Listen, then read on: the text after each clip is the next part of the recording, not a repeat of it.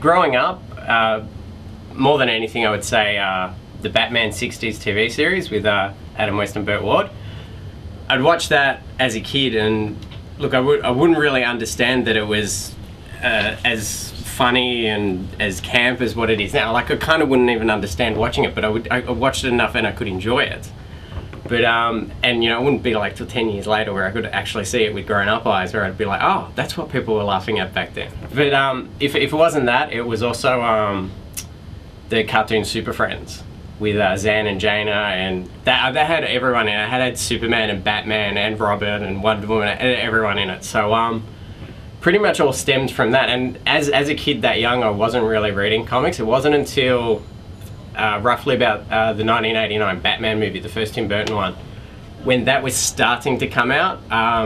Like, Batmania was just sweeping everywhere and like people going nuts for Batman. The very first comic I bought was an Adventures of Superman comic, and the only reason I bought it was because it had an ad for Batman in it, which I ended up tearing up and putting on my wall. But great, like, what have I been reading since '89? So in that span, I've gone from like a very heavy Batman reader and evolved into a very different Superman reader. So like my heart like lies with Superman now, like, but my origins are with Batman, definitely. I'd probably say what got us into comics originally was probably the early 90s animated series.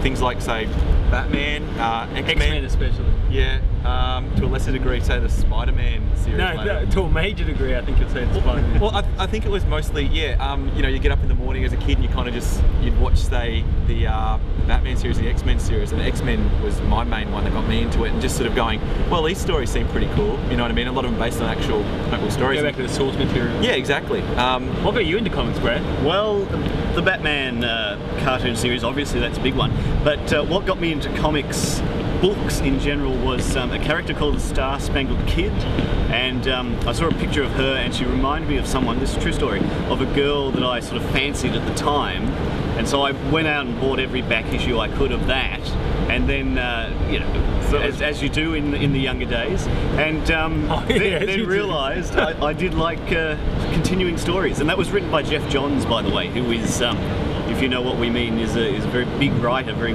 creative mind. So basically you were a stalker.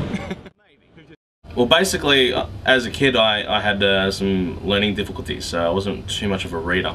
You know, parent-teacher interviews are always fun. So my brother, who was an avid collector at the time, because he was mainly looking at artworks and stuff like that, he wanted to be a graphic designer, moving towards animation at the time, was very, very, very much into comics. So he thought, as a bit of a incentive, he knew I liked cartoons, I liked, you know, Thundercats, well, what else was going on? Ninja Turtles, the 80s stuff, Voltron and Donald Duck and all that. Thought, you know, well, we'll give some comics a try, you know, it's got pictures, it's got reading and stuff like that to, you know, move him along. So yeah, so one day he came back with some Donald Ducks and some Thundercats. So I started reading from there, brought back, well, probably about a few weeks after that, he brought back some Ninja Turtles, and some, I think it was a Roger Rabbit one as well, at one point. And yeah, that just sort of got me going. He'd sit with me and go through it, and you know, I was probably about 8 or so at the time, and yeah, just started really enjoying that. And you know, sooner or later that big Batman movie came out in '89, and that sort of got me perking some interest into Superman and Batman and the whole Justice League that I've heard from my brother. So I started reading some of his comics, and just from there just springboarded me into collecting my own. So naturally I got my friends hooked, and yeah, the rest is history. Now I'm working here. Well, Spider-Man's the big one for me. Like, he's the guy who got me into it in the first place. But in the last few years, there's been a lot of, like, he's my favourite costume superhero because he's just so interesting, and you know, his powers at the time for me were very unique, and he was just such an engaging character. And a lot of people say they can relate to Spider-Man, but I could not relate to him at all. I didn't want to relate to him. He was just too amazing to relate to. I wanted to be like him, not have him be like me, if that makes sense. But in the last few years, it's sort of gone the other way. Like, one of the characters that I've really loved, two characters I've really loved in the last few year even, is obviously Yorick from Y the Last Man, because he was so relatable, and also Invincible from Invincible. He was another guy who was just, I think they were really nailing it when if they were writing to be like their audience. I think they did a really great job. Back when I started reading comics, I was predominantly a character-based reader, and I would just try and grab as much of that character, and at that time it was Batman. Just try and read as much of it as I could, and that's kind of a process of osmosis, I guess, that you're kind of experiencing a good writer or a good artist or whatever to know what you want to get into later on. Since then, I've kind of evolved into a guy who chases good writers. Like, I have my favorite writers that regardless of what they bring out, I will read, I will buy. Artists to a lesser extent. I mean, earlier on, I guess as a kid, I was probably more instantly connected with a good visual. But a good visual will only take you so far. A good story can take you the whole way. So while I do have my favourite artists, obviously Jim Lee, J. Scott Campbell, people like that, I am predominantly more a writer-focused reader. Johnny Depp's been cast in just about every movie ever made lately. Or at least rumoured as well to be cast yes, in every that's movie. right. I think what Disney are trying to do is just cast him in everything they can, so he won't play the Riddler. But they've already announced that he'll be playing Jack Sparrow again in Pirates 4. Oh yes, another Pirates movie, another 2.5 hours. Excellent. But he's also he's been cast in The Lone Ranger. But strangely, not as the Lone Ranger, as Tonto. And Tristan would be familiar as from Tonto. He was the guy who came pronto, right? That would say the turtle rap, right? Okay.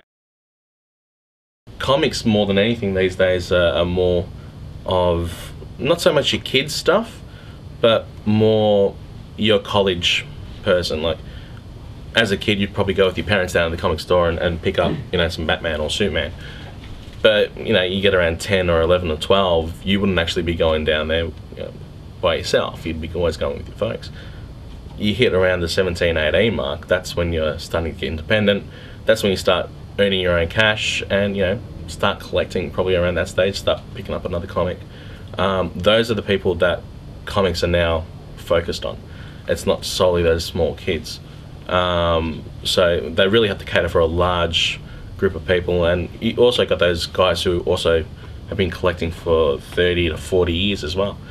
Have comics evolved pretty well over the years? I would say yes, because people are now starting to realise the quality of work that they need to tell in order to sell their comics, and yeah, it's greatly improved because they're now hiring a lot of writers from TV shows, bestsellers, and even male and female writers, and yeah, just getting a lot of people who are now great writers who used to read comics. Storylines have definitely evolved over the years. They've gotten, I guess, simple, for lack of a better word, through its inception, to a more complex tapestry lately. And like the era that we're living through at the moment, you could probably attribute to Frank Miller's Dark Knight Returns, where it really stepped up the format. And while it made its impact back then, if you read it now, you kind of read it and you're like, okay. But it's kind of standard now because it's kind of set the tone for what, like I said, the era that we're reading at the moment. But if you pick up a Golden Age book, which is like 40s or 50s or something like that, Batman's in space and he's fighting aliens. It's a simple, light-hearted take, and it definitely meant for the time that it was created. You read it and you throw it away. Yeah, it's done. Whereas now, obviously, collecting's a big part of. So you wanna write a story where people connect with it and people want to keep it and collect it and stuff like that. So art definitely as well. Obviously, the art in today's comparison from today's books in comparison to when it started, you would almost say it was crude. Yeah. But yeah, muscle definition and lifelike images like Alex Ross is while he's brilliant, he's not everybody's cup of tea. It's the industry superstars like Jim Lee. He's totally blown out anything that had come before it. Like it was just a. They're almost considered your modern day, not Picassos, but yeah, your pop artists, and these guys produce artwork that you would definitely go down to an art gallery and just check out. It's that sort of impact in society. But they're just doing it through a different medium. Every era of comics has at least one creator that it's synonymous with. Yep, that's like right. back in the 60s, you would say predominantly would be Kirby and Ditko. Yeah. And I've got no qualms with saying that people will look back in 30 years and look at our time that we've grown up on, and Jim Lee will be the standard industry superstar that kind of focus the way everything is looking. Definitely so. You see a Batman picture these days that's drawn or shaded or sketched on a wall or something like that, it's Jim Lee. You just see it everywhere now. It's great. No, well, the thing that really attracts me to DC is that it's your iconic characters, your iconic superheroes. They're the guys like Superman, Truth, Justice, the American Way. They're the guys who have done the imaginable. It's that fantasy kind of archetype that makes you go, well, yeah, fair enough. They can, leap over buildings in a single bound, or catch a bullet and run faster than the sound barrier or lightning. But the heart of the characters are true to form, true to that, being true to everyone, really. Being a good guy, essentially. So that's what attracts me, really. I think for me it goes back to what I was saying earlier. Like, I grew up on the Superman movie, the Batman TV series, and Super Friends. So had I been a child of the 90s where the X-Men was a very popular cartoon, it might have been a very different story for me. I might have been heavily into X-Men and Spider-Man, stuff like that. And while I do read them, my heart lies with the DC characters, because that's what I grew up with, and like I said earlier, like that's what taught me my morals and all that kind of stuff. So I know as a kid I grew up and it was different X-Men. It would change depending on how old I was. Originally it was the Beast because he was cool and blue and he spoke funny, and then it sort of became Rogue because I don't know, she was cool, and then Gambit. She was fun. Yeah, and I don't know, it sort of changes so often. My sort of all-time favourite villain is the Joker, I guess. So, and just sort of going to what you were saying before, the best rendition I ever saw of the Joker was definitely, ever, is in Dark Knight. Magic trick. I'm gonna make this pencil disappear. Ta-da! It's gone. I think it's more a case of Hollywood running out of ideas. I mean, before comic books have blown up like they have, TV shows were hot. It was like Addams Family, Brady Bunch, Beverly Hillbillies, and all that. They'd take any old idea that they knew was a safe property, and they could make a movie on it, make 100 mil, 200 mil, if lucky.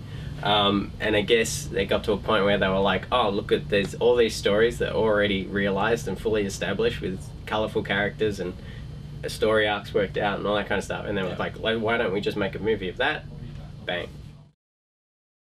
The way a comic book continues is in a continuing medium month after month, and it has the ability to plant seeds and grow and pick up on something a year later, or where a 90-minute movie or a 200-minute doesn't have that opportunity. You got to introduce something, pay it off later, and otherwise people are scratching their heads saying, why did they ever do this bit? There have been movies where it's gone completely wrong, but again, that's Fantastic. No, I don't think so, because Fantastic Four is a light-hearted Marvel comic book, Yeah. and if you did make it an FF movie, you should make it that the entire family can go see it. It shouldn't be a dark Punisher type of movie. Like, it shouldn't be an MA R-rated movie. No, 'cause it's it not. should be something that Dad's going to take his kids to go see, and I read this when I was your age. So no, I think they hit the mark with FF. Yeah. I mean, it wasn't as popular as it could have been, sure. Maybe it wasn't as cast as well as it should have been, but whatever. But was it the right tone and right direction? I think so. Yeah, I agree. Yeah. Definitely, Iron Man was a great comic book movie. Definitely. They got the origins almost as close as you want to get. You had geek out moments. Jimmy Rhodes looking at the suit halfway through the movie or towards the end. Seeing Iron Man fly off in Mark II for the first time. Those sort of moments, you sort of go, yes, they've nailed the character.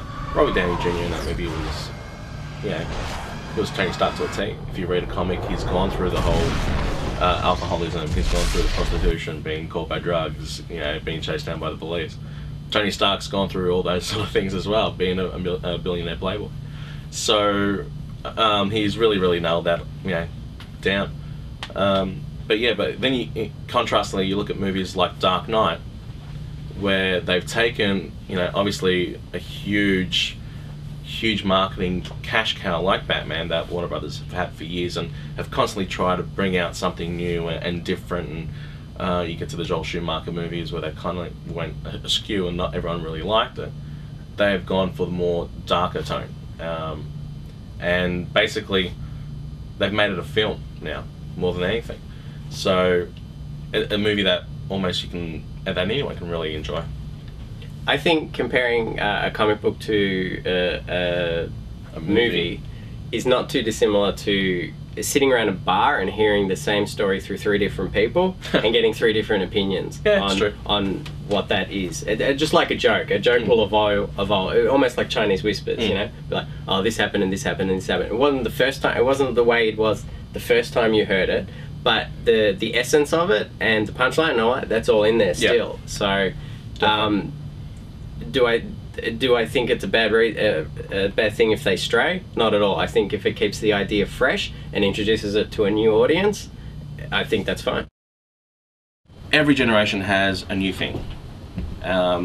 What they tend to do these days more than anything is, you know, stop the title and then redo it again, make it a little bit more fresh, take it from a different angle. What they've done recently over the last 8 to 5 years, they've done a whole new line with Marvel, for instance, called Ultimate, which is a brand new line that they've made up specifically to target teenagers or younger generation, because no one wants to read about a Spidey still stuck in the 60s wearing bell bottoms, essentially. You know, he's no longer, well, Spidey in the mainstream comics is no longer 16 years old. He's, you know, in his 30s. So they thought, okay, well, let's bring it back a little bit. Let's take it back to the origin, redo the origins, take some of the best stories that we've done over the last 30 to 40 years and just reinvent it, tweak it a bit, so kids might want to go, oh, that's cool. I might want to read the original and see how that goes. So you got to keep reinventing the characters themselves, or else they're just going to get old and stagnant and, you know, end up sounding like your grandfather talking about the wall. And like comics are very reflective of the times that they come out. Like you know, like while Batman's gone for what, that was roughly 1940 that Batman was 1938. So yeah, he's had all kinds of directions and all kinds of interpretations and all kinds of looks and all that kind of, like, it's a very visual based medium. So keeping the art fresh and different is, I think, a very key principle for DC. But you know, like in all of Batman's history, he's spanned like you know, he's been like a dark, gritty crime fighter, vigilante, and to the extreme of traveling through space and fighting aliens, which you would not read anymore because it's totally ridiculous. And see, it's kind of come back the other way and gone back to the roots. So as long as there's always someone to have an interpretation of a character, I don't think the character will ever get boring or die or whatever. There'd just be new takes on it. So no one wants to read about Batman doing the Bat-2C again, except me. Except him. Okay, I'll go with Batman. I know it's you know, because he's so relatable. No, well, the opposite, like you. I prefer not to relate to the character. I prefer to see something that I have no experience with, because he's, you know, a billionaire who dresses up as a bat. It's interesting, and yeah, it's something that takes me out of the everyday run of the mill. You know, getting up in the morning, going to bed, all that type of thing. So it's escapism. Yeah, just escapism. But yeah, it's just that, and it's not a religion for me, but it's just a bit of fun. Do I think a hard copy of comics will ever be extinct? I don't think so. I think they're at the heart, there will always be a core collector that will need to actually physically hold something. While the runs for those books may be extremely limited, and comics may evolve into a downloadable iPod thing or iPhone, I guess technically. I don't doubt that it will go that avenue. Absolutely, it saves space and all that kind of deal. But I do think the actual physical part of it will never die. There will actually, like I said, while the runs will be small, that they'll still be there, I think. No, it won't happen. People always want something there in print. Yeah, I agree. You can already start seeing it happening these days. We've got certain CD-ROMs that collect 20 years worth of comics. Spider-Man, Iron Man, I think, Mad magazine as well. So judging purely by that basis, yes, we are going to get a whole bunch of electronic comics happening down the line, but yeah, I think there's always going to be a good comic stand somewhere around giving you nice quality comics. Well, I would say the biggest thing the comics industry has influenced would definitely be toys, first and foremost, because I can assure you, if McFarlane never started up Spawn and his Spawn toys would not be where they are today. He played a big influence in that. Movies, I think they're starting to have a big influence on, and games, I think games is mostly more influenced by anime. Is it cool to be a nerd these days? Yes, these days for sure, because I think it's mainly come out of Japanese manga and anime. Their culture just thrives on that sort of thing. And because that's now being introduced now in society, people are seeing the attraction, the fun, the different genres you can have just by reading something with, you know, a couple of images on it with some words. So through that, and I suppose being a nerd in its pure sense was what, back in the 80s, being a bit of a computer nerd. Those are the guys now in charge of most of the major corporations. So they're the guys spearheading some of these, you know, things like being involved in movies and linking up to toys and you know, linking up merchandise and just making, you know, George Lucas, I suppose, is the supreme nerd. You know, linking up merchandising to his cash cow, which we all know as Star Wars and Lucas Enterprises and stuff like that. Lucas Enterprises? No, LucasArts. LucasArts, that's the one. I think comics still has a way to go. Like, if you compare it to manga in Japan, the comics in the West is nothing. It's insignificant. Compared to the fact that, what, 80% of Japan's population reads manga. You know, that's crazy. Adults on the train reading comic books and, you know, housewives on the train reading comic books. That's what it's like in Japan.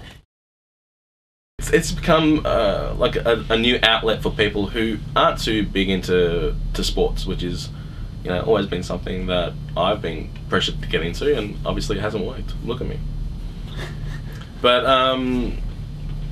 it's just something. It's a new outlet for people to sort of get together and socialise with and meet other people with common interests. For sure. I think what really attributes to it is that the new comic books come out on clockwork. They come out on a particular day, so people come in on a particular day to get those new comics. You see the same faces in the same store over and over again, and you want to stop and you want to say hi and you want to talk about what they're buying and what they think and stuff like that. So it might be because that they're friends, they don't share the same interests, and they don't read Green Lantern or whatever, but the guy that's the face that they recognize at the comic shop, that guy does. Because we being behind the counter the whole time, we always get questions about, what do you think of this writer, what do you think of this artist, what do you think of this story, what do you think of that, and all those kinds of things. And I've always ever thought that that's because they have no other avenue to take that to. They can't just turn around to their friend Johnny, who massive Hawthorne supporter, and say, hey,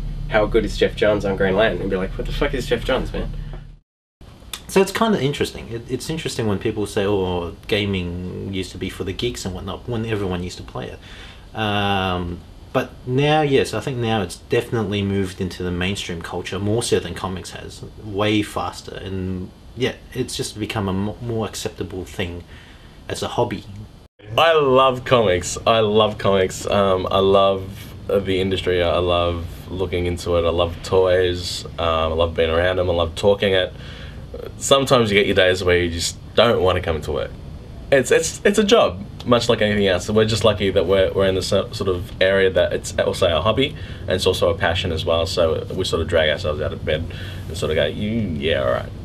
But I've often said to people that, look, I love spaghetti bolognese, but I don't eat spaghetti bolognese every night. Yep. Because you know, it's all variety and stuff like that. But Luke just got a point exactly that we're just very fortunate that our work is our hobby as well. So while it is work at times, it's also fun. Yeah. On other times too. So. Yeah. And having said that, Jared's here from Monday to Friday, and I'm here from Wednesday to Sunday. Come and see us.